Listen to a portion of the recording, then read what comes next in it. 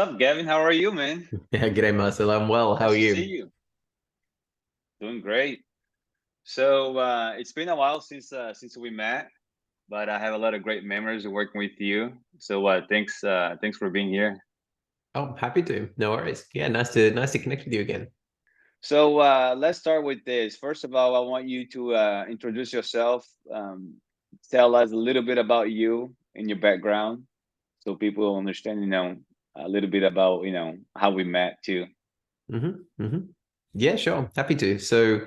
My name's Gavin Edgley. I lead the Value Acceleration program at Databricks globally, which is our value consulting or value engineering practice.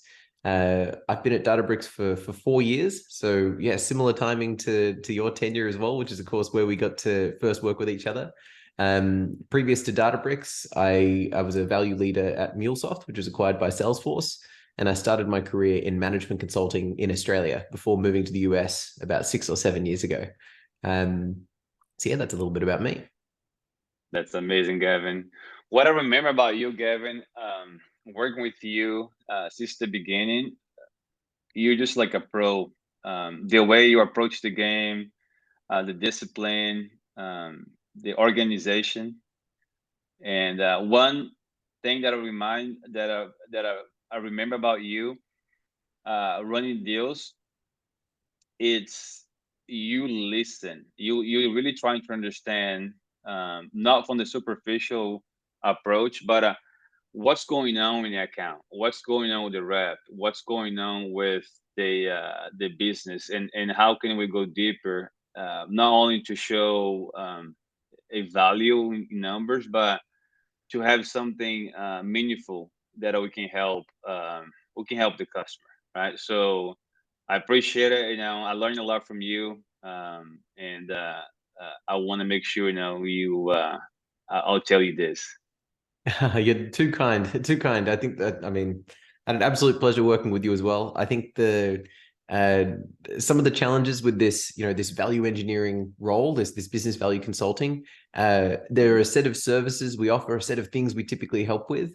But if you don't have that Mhm. in context in terms of what matters on the account, what matters to the rep, then you can actually kind of prescribe the wrong elements to a given situation. So yeah, I'd agree. It's really really important to listen and be tuned in on the specific scenario you're facing.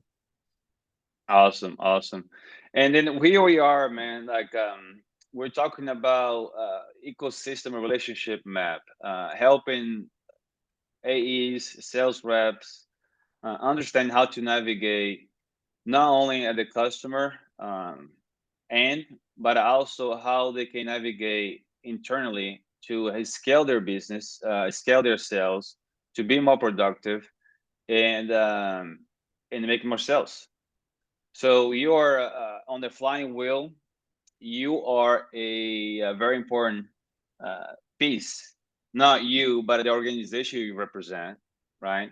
So can you tell a little bit about more the organization you represent, and a little bit more in details how you work with sales reps and leaders? Absolutely. So the way that we often introduce the value consulting function when we're with customers is that we help folks understand that uh, we essentially help them, we help our customers to tell really compelling stories about the impact that they're making with our software. And Mm-hmm. the purpose of that when we're sharing with customers is really to make them an absolute hero, to be able to celebrate the impact that they are making, the change they're driving in their organization that just happens to be in partnership with our technology. And the value consulting team is in a really privileged position.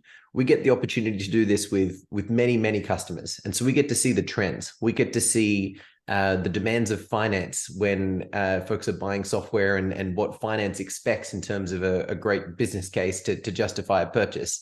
We understand what leadership, what boards, and what the C-suite expects in terms of a big investment in a technology transformation program, and the return that they expect in terms of impact on their business and impact on the objectives that matter to them.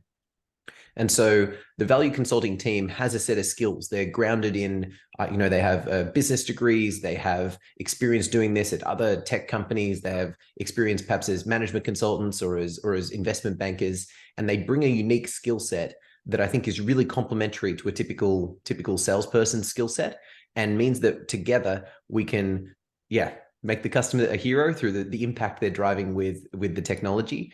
And so it's a I think an important role, I'd agree, within an enterprise sales organization. And we're very fortunate to in our case, have invested in this early, which means that we have a lot of the processes and methods that are tailored to our software already set up nicely for folks to succeed with. Okay, awesome. I'm glad you said that, because it's amazing how much value the organization can bring on a sales cycle, but also to the customer. But I want to know why there are a lot of reps out there that don't work well with the organization. Is that, where are the gaps, and how do we can close those gaps from the sales perspective, right? Asking your opinion. Yes. I mean, I'm very fortunate that the vast majority of salespeople, of reps that myself and my team work with are brilliant. I think this is a group of folks that are really motivated to help our customers and to dive deep into technology in our case, in Databricks' case. But there are a handful of cases where the interaction with value isn't where it could be. I think the characteristics that really make the difference between a rep that is engaging with value, both with the customer and with our team, really effectively, and the ones that aren't. I mean, there are a few things that jump out. I think that this skill, we talk about value selling, or storytelling with value. In my mind, it really needs to happen very early in the sales cycle. Customers are most open to sharing what matters to them, sharing the bigger picture, and helping connect the dots early in a relationship. And so what that means is the value team might not be there directly at that point of the discussion, but the rep will be. And so the rep actually needs to be kind of thinking ahead, thinking about these things, and already starting to have that conversation very early, so that we can plant the seed for the right kind of value-based discussion. And I found that. So let me ask a question: how's the communication at the beginning should be with you guys? Because a lot of times the rep's gonna have an account plan or a deck for the customer information. And internally we have the CRM, and there's channels that we communicate with the business value group. Yes. How, from the first meeting, from the discovery, how the AE should flow the information? What are the best practices for you guys to kind of collaborate? Yeah, for sure. I guess one of the really important best practices right up front is to be able to have a good context setting situation with the value consultant. You called out just how important it is for someone in this position to listen. I'd say on the other side of that, it's important for us to give that right context that can set the value consultant up to help the account as best we can. So in my mind, a lot of that actually means that a rep that's able to use our services really effectively will have already planted the seed with the customer. They will have set up that this is an important part of the relationship, being able to quantify the impact that the technology is making, and set up with the customer that there actually is a process. There's a well-defined method that we go through in order to build out this really compelling story. What that means is, when we then connect with the rep, we can understand the account context, understand the customer's perspective, understand the progress that's made so far, and then we can start to be very, very specific on what we'd need to diagnose to work out where the customer is and kind of confirm the current state, and then prescribe what we should do next. Because there are actually a few different ways that a value engagement can run, and it all changes based on the maturity of the customer, based on the level of investment, based on their level of comfort with certain financial metrics. And so the better we have the customer both bought into the fact that this is something that will help them, and bought into the fact that the account executive understands this is actually a really important part of the sales cycle, that'll mean that it'll be much easier for us to really dive in and get started. What are the different ways that the team engages with the customer on different sales cycle? Can Mhm. you kind of elaborate a little bit? Yeah, of course. Let me give you a few examples. So, uh, if we start with the earliest of prospects, let's say there's a strategic customer that has Mhm. a large TAM for your organization that we don't have a relationship with just yet. It's common for us to build a point of view, an external point of view on the value that the technology could bring to that customer. And we'll target specifically senior executives on the customer side and come to the conversation with an understanding of what matters to them at a very high level and how we can actually help. So I'd say that's an example of the very earliest of Awesome. relationships. If we're looking at a customer that we may have already begun to build the relationship with, you're getting closer to a deal. I'd say there's a different kind of value engagement where we will partner with them to do a forecast. So understand, here is what matters to your company. Here are the things you're trying to achieve that are going to help you unlock that outcome. And then here's how our technology can actually accelerate that journey or support it. So I'd say that's the second one. And the third one that's very common is for existing customers that have been working with you for some time, whether they are looking to, for another deal or not. It's important for us to be able to look backwards and say, here is the impact that you have made. Here are the teams that are impacted. Here are the revenue, cost, and risk drivers that we've impacted, and be able to tell a story of that impact historically.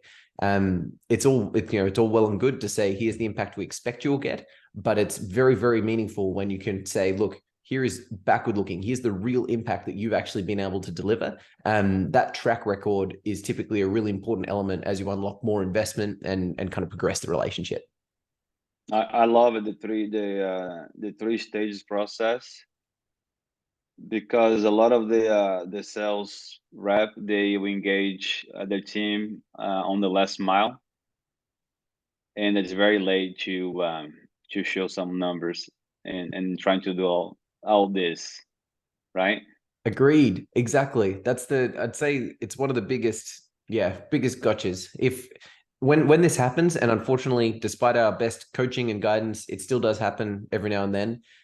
When it does happen, it can be really challenging because late in the deal cycle, the customer is much less likely to be collaborative and open and actually be able to share the information we can use to build a really strong case. And so in that scenario, you're left with either a bit more friction or feeling a bit more rushed, or you end up with answers that aren't actually as validated by the customer.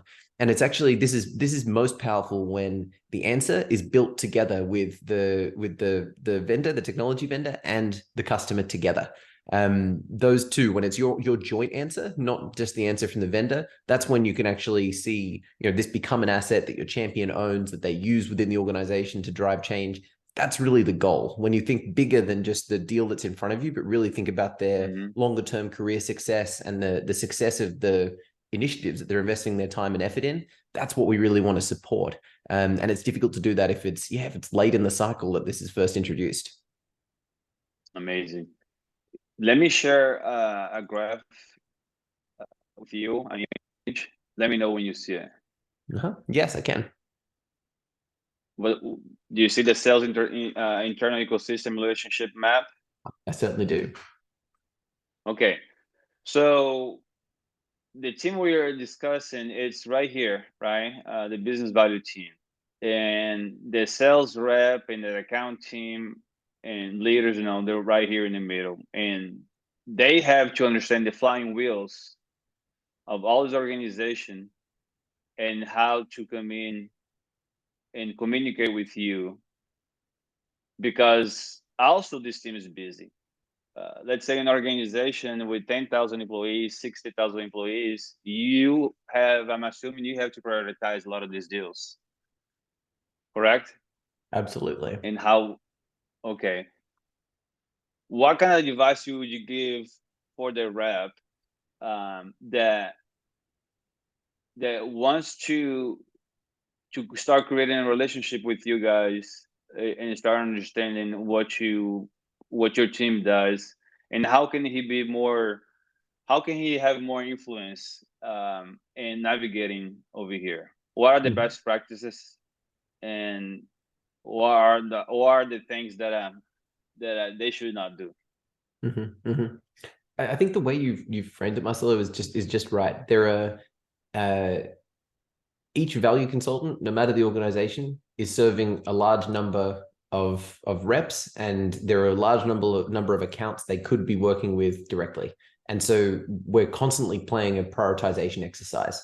To give that bit of context, we partner really closely with sales leadership to make sure that we are aligned with the accounts that matter the most to that business. Now, what that means is we want to help everybody, but we're not able to help to the same degree for smaller accounts, for accounts that might be less strategic to the business. And so in those cases, there are often reps that really want this support and want to work out how to get access to it, even though their account might not be one of the flagship accounts for overall. And I must call out that there are a few things that we often look for when we make exceptions to our rules on where we apply the most effort and attention. And the exceptions we apply are, if there's a smaller account or a less strategic account where we see that the rep really understands value selling and really understands the importance of this and has a champion that would really benefit from this kind of work to accelerate their journey and their adoption of the product. In those cases where the rep has really, spent the time thinking about their objective, where they've spent the time doing a bit of homework, understanding the customer's strategic objectives, and where they've coached their champion to say, look, this is actually a really important piece, and here's how it's going to help you. In those cases, we're much more likely to make an exception and spend time helping that rep to push them along the journey. Because if you think about the role of someone like myself leading a value function at a technology company like Databricks, I know that my value consultants can't be in the room every single time for every one of these conversations. And so it's really important for us to embed and enable these value selling approaches within every single rep so that they can do this themselves when we're not in the room. And so I would call out there that for reps that are really leaning into this, they see the impact of it. They can talk to parts of their experience where they've done it, and it's been really effective on increasing their deal size, increasing the shortening the length of their deals. Those are the folks that we gravitate towards, and we really invest in to help, because our intention is folks that do this well, they're the ones that make have greater success. They make bigger money, and we want to accelerate their journey so that they can then help others, and the whole organization can get even better at this valuable skill. So that's what I'd call out. Doing reps that do their homework and really understand these value selling principles more independently are much more likely to get our direct support. Yeah, when you think about the way that business leaders in the US consume information, it's curious because we get to compare between the Asia Pacific region, the US, this entire region, and Europe. And I think in the United States, there's the appetite for value, for this value messaging, has changed as the economy has shifted. So before, if we rewind a year and a half, there was a real appetite for growth. Folks were looking for big game-changing initiatives that can really propel their business forward, and they were investing in order to grow. They were really concerned with revenue-generating use cases. And so we met them where they were. We were kind of assembling all the elements of our technology that helped achieve that outcome. But as the economic climate has been a little less stable, folks have really been looking for cost optimization. They've been looking for savings, and so that's meant that we've needed to recalibrate. If we certainly don't want to just continue pushing the revenue generating use cases if they're not what matters to the company at that time. Is that evolution of the consulting team, or just the market conditions that drives that behavior? It's the market conditions in this case. So I'd say that there's certainly something in the evolution of the value team. I'd say that we began with a lot of cost saving, infrastructure savings in our case, because that's what mattered most to our customers. And as the relationships grew, we found that it wasn't just our initial champion that we needed to convince of the value of the technology, but a broader group of stakeholders. And that group wasn't just concerned about cost saving. And so, I mean, again, at the top of the call, you talked about listening. And so for us, it's a matter of really understanding the preferences and the needs of those different stakeholders and matching our messaging to meet it. And so I'd say we have evolved to ensure that we can attach to revenue generating use cases, help businesses to grow. But again, as the economy has changed, we've needed to, the pendulum has swung back towards cost savings. I expect that that'll always be changing. And so we'll need to keep our ear to the ground. And even in times like this, where there's a lot more economic uncertainty, it's foolish to assume that everyone is thinking about it the same way. There are some customers we work with that see this economic uncertainty as a time to invest and seize market share. And so it means that we really do need to tailor our approach with each customer, tailor our approach with the appetite and the risk appetite of each champion. It becomes a very tailored piece of messaging. Customized. Yeah. Okay. What do you see the difference between an international market such as Latin America and USA? And then what they can do, to bridge the gap in terms of Latin America? Yes. I think in Latin America, we've seen a lot more decision making based on relationships. And so the value consulting, the financial case, we've seen can be an important part alongside the strong relationships that sales reps are building with our champions in LATAM. I found that the thing that is consistent, once you reach a certain level of spend, once you reach a certain level of the relationship, the value consulting piece is very important, no matter how the relationship started.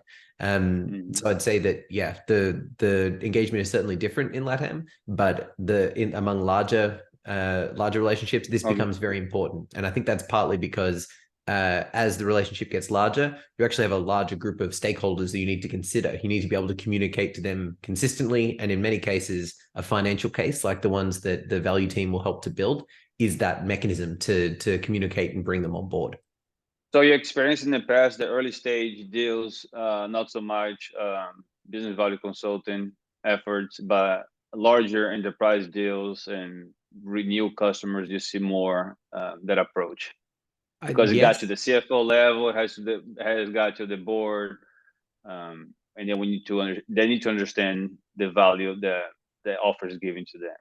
I'd say yes, that's the case. That's where the value team has focused most on those larger accounts. However, I've seen a really strong link between accounts that grow fastest and turn into those bigger, more strategic relationships when we have a strong foundation of value.